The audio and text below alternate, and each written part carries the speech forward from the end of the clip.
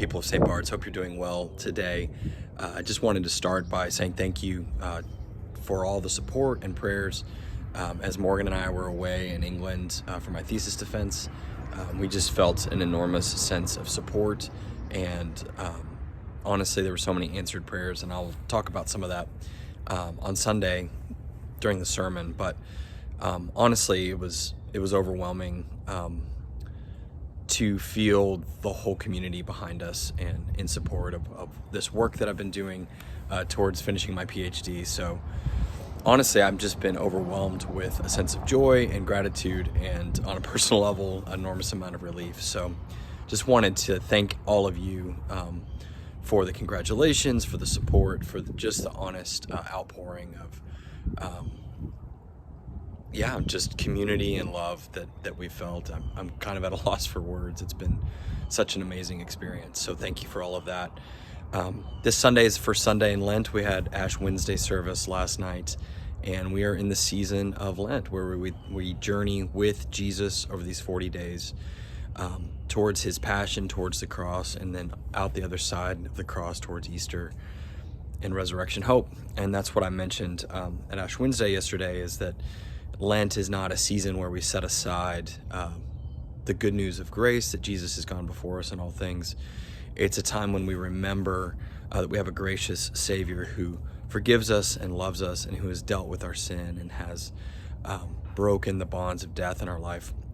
So whatever Lent looks like for us, whatever practices we might take up, whatever we fast from or choose not to fast from, whatever spiritual disciplines we might do, we always do so in the background and backdrop of grace, because Jesus is the one who has fulfilled all things for us. And that's what we're going to look at this Sunday. The first Sunday of Lent always looks at the temptations of Jesus in the wilderness.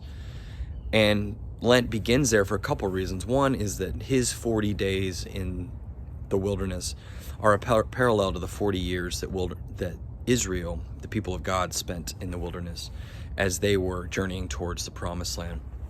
That's one reason. But the other reason that we look at the temptations of Jesus is that it shows that Jesus is one who is tempted as we are, but does not sin. And that's an easy thing maybe to say, like as a theological phrase or an idea from the Bible, but it's so important because our salvation and our relationship with God is bound up with that reality, is that Jesus could do and did do what we cannot, which is to be perfectly obedient and righteous before God, so that when we are joined with Christ, Jesus becomes our advocate, our mediator.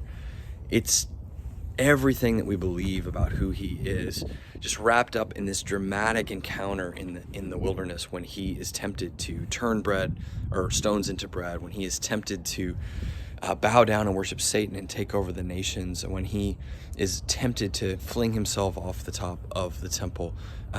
Those very human moments when he was tempted, so much of our salvation hinges on that, because Jesus was able to do what we are not. So I want you to keep that in mind. Like I said again, Lent is not a time when we set aside the gospel of grace. And on the contrary, it's a time that we move deeper into it. So hope to see you this Sunday. We love you. We're praying for you. Thanks.